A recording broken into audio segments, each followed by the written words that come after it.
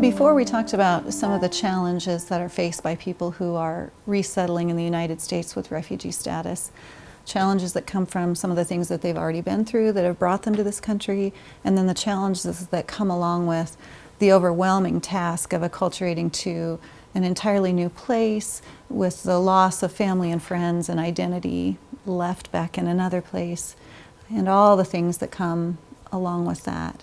So we're going to take a look now at some of the ways that we can respond to that, that reflect the heart of Jesus, that reflect what we see in Jesus, that is always welcoming, always inclusive of everyone. I found a young mom who lived near me and started a friendship with her. And one thing that I have found very helpful is finding someone who's in the same season of life as me. So a mom who had two girls that were my daughter's exact age. And at the beginning of our friendship, we didn't speak the same language at all, but we immediately bonded over the trials of being a mom to young children and also the joys of it.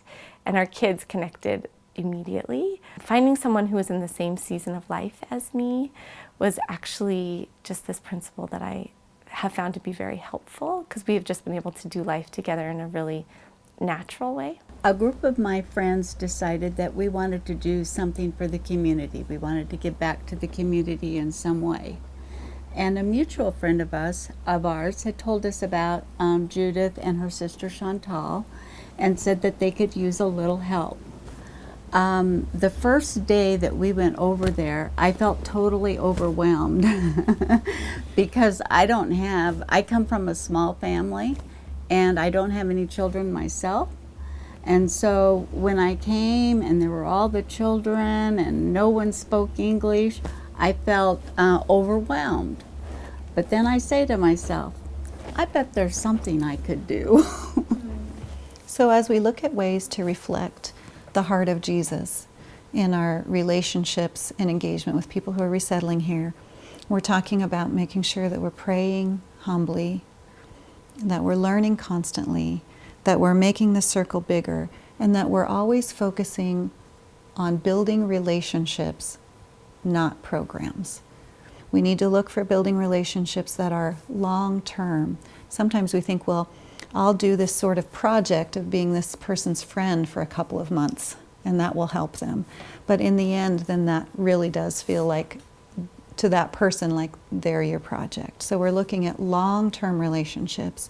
We went into it thinking we'll volunteer for a year, and that's our set limit, and we just had no idea really that we would be together this long. So you have to look at it more as a marathon than a sprint. So just know you're in it for the long term, and it is a big commitment, but you have family that you never imagined that you would have had. We're looking at relationships that are mutual, where everyone's a learner, everyone's a teacher. If you have something that you feel like it would be helpful for you to teach or to show the person that you're a friend with, also make sure that you're looking for things that you'd like to learn from them. And you're going to have lots of questions, and you're going to have lots of concerns, and you don't want to offend them, and you're worried about what they're going to think. But guess what? It's okay to ask those questions. It's okay to say, forgive me, I'm an ignorant American. I don't know anything about your culture, and I don't want to offend you. Would it be all right if we did this? Or what do you like to eat? What do you like to not eat? Perfectly fine questions to ask. There's nothing offensive about saying to someone else, I respect you enough to ask you what your boundaries are and where your comfort zone is, because I want to respect those things. And we're praying and allowing God to make the shifts in our minds and hearts that we need to make. We don't have to be afraid or worried. Are we going to say or do the exact right thing or the exact wrong thing? The important thing is to keep learning, to always be in that learner position, so that if we're in a friendship or a relationship with someone or with a group of people, we're listening and watching. If we make mistakes, we apologize and repair that mistake that we've made and stay in that humble learner's position. Not being offended if people want to teach us something about what we're doing and saying, but being willing to receive that learning opportunity. We all make mistakes, but in making mistakes, that's how we learn. The first time maybe you can make mistake, but you get to learn from us too. It takes time, but mistake has to happen. I've seen a lot of people who have the fear of introducing themselves. It's also the same for people who are coming. They also they have the intimidation for introducing themselves to American friends because they don't know what they will say that can be bad or what they will do as a gesture or something that will be maybe offensive. So it's always good to try. When you don't say anything, then people don't know. So it's good to try, but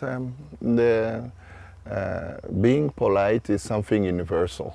This is kind of another core principle that I've learned, but friendship works best when it's a two-way endeavor.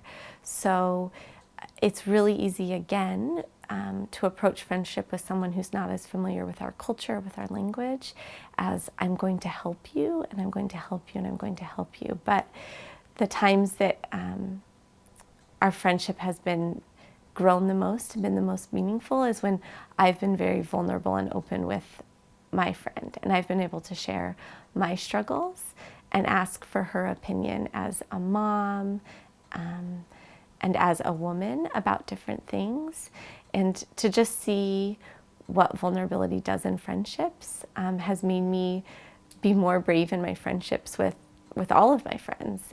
Sometimes when we're looking for ways to engage with people that we know have a lot of needs, we're looking for a quick fix. Sometimes we're looking for something that we can give or a project that we can do that can make us feel like, okay, we did something to help those people. But nobody feels loved by being someone's project. We need to change our focus off of doing things that make us feel good to doing things that are actually needed. And what that's going to mean in engaging with people who are resettling in this country is building long-term, mutual, dignity-giving friendships and relationships. And that, of course, takes time. That takes presence. The gift of our presence is the best gift that we can give. Thinking of ourselves not as helpers, not as rescuers, but as partners, and building friendships that are partner-based friendships.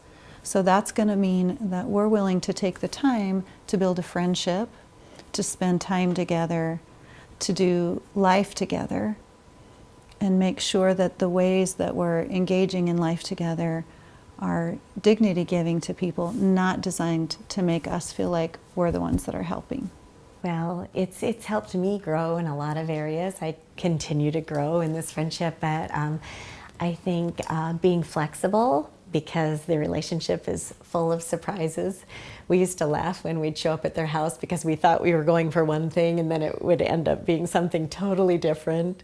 There are refugee resettlement programs in 49 of the 50 states in the United States. So I guarantee you there are people resettling not too far from you. There are many opportunities to engage with people. If we're prayerfully approaching this and inviting God to use us in engaging with people, those opportunities are there. Sometimes we have to be a little bit intentional about looking for those opportunities and placing ourselves in positions where we have opportunities to engage and get to know people and build those relationships. Remember, as you're doing those things, whatever ways you choose to engage, we want to pray humbly, and we want to learn constantly, and we want to make the circle bigger, and we want to build relationships, not programs. So you may choose to contact a local resettlement agency and see if they need volunteers of some kind. There are always places that need donations, either of money or clothing or furniture, and you can call those agencies and organizations to see what they need. Some people choose to make those donations to organizations that are doing work overseas in refugee camps where people are spending many years often before they get to resettle, if they ever do. Some people are volunteering in schools. A lot of times there will be certain schools in a community that specialize in serving students from diverse cultural backgrounds. So volunteering at a school. If you are a parent yourself and you have children in school, find out whether there's an international community within your school, and going to school events is a great way to look around and possibly meet parents. I know of one person a friend of mine who chose to volunteer as a child care helper at a local clinic that served women who had resettled here as refugees. And through her serving and taking care of the children, she became friends with the moms, and she built many good friendships from that.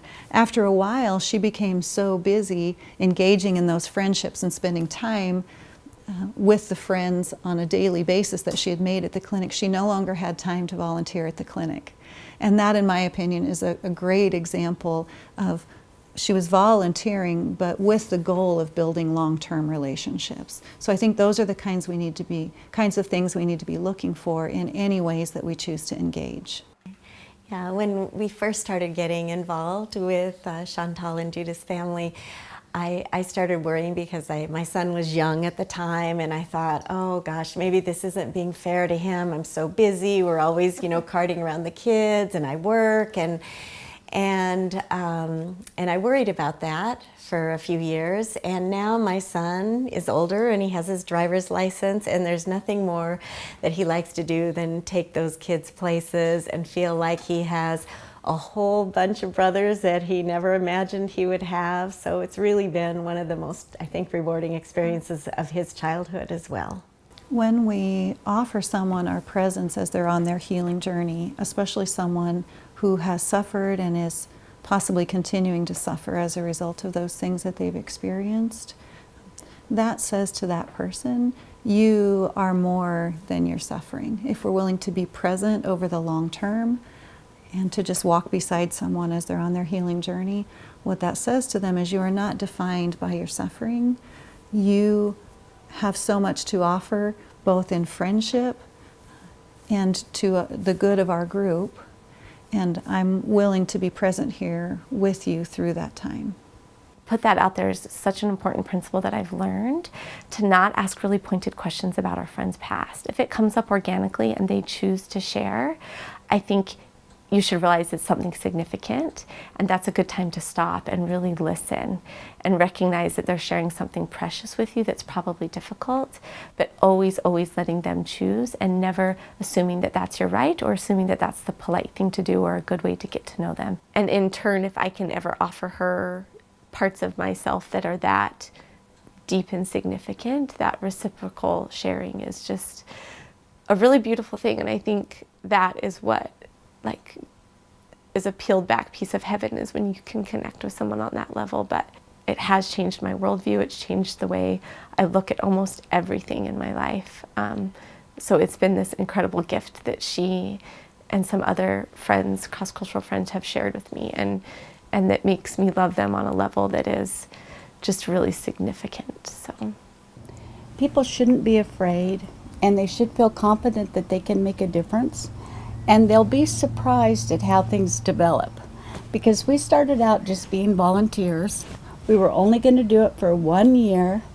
And I remembered once Judith and I and one of her sons were at a medical appointment, and the doctor wanted to know who I was. And I said, I'm Rafiki, I'm their friend. And Judith said, no, you're my mother. Yeah. So constantly thinking of ways to adapt how we live, how we engage with our neighbors, things that we do in our churches, so that we're thinking of ways to portray that we're all us now. Sisi hatuna jamaa, amekutania na tuandalia jamaa. Akatupatia jamaa kabisa. Na hii jamaa siwaangalie kama ni wa volunteer. Naona kama ni wa mama zangu, wa dada zangu.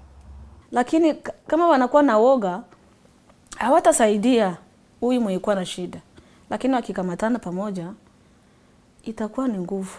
Na wanasema umoja ni nguvu.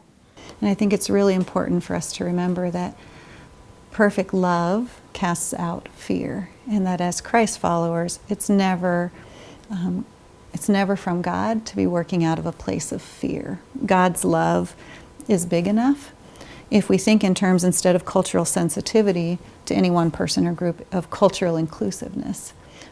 So what we're looking for is to make our circle big enough. Everyone comes with 100% of their identity and looks for ways to express it so that everyone else is free to express their identity as well. Lakini na mimi niko napenda na mimi Mungu anisaidie nianze kusaidia wengine kwa sababu watu wengi wanapenda kusaidiwa. Whenever we talk about the subject of displaced people around the world or people who are resettling in our own country, it brings up a lot of questions and concerns for all of us, and sometimes even some fear. There's a lot of unknowns about it.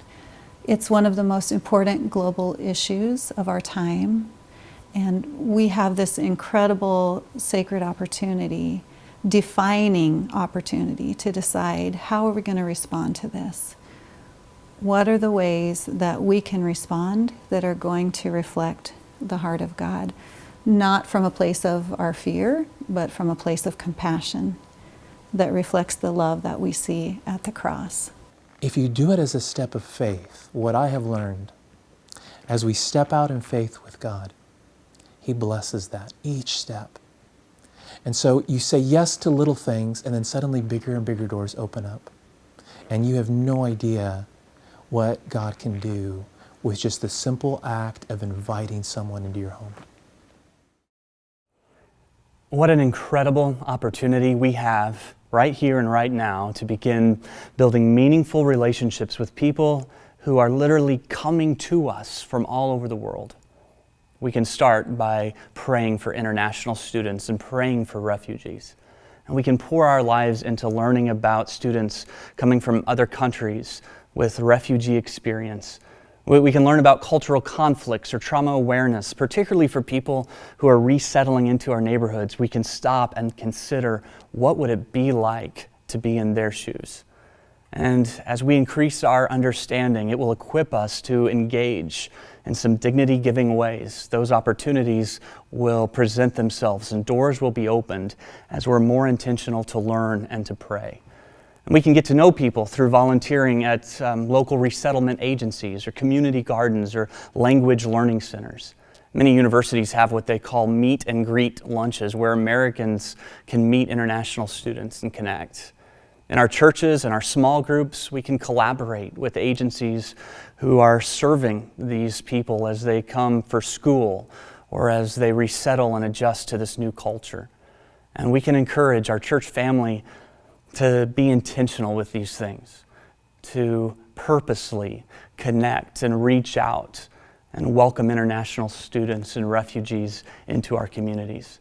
And we can speak up and on behalf of these people as we courageously challenge myths, prejudices, and preconceptions that we too often bring to the table when discussing this subject. This is not a time for fear. This is a time for fearless compassion as we follow Jesus and we demonstrate His love to people who are coming to us from all around the world.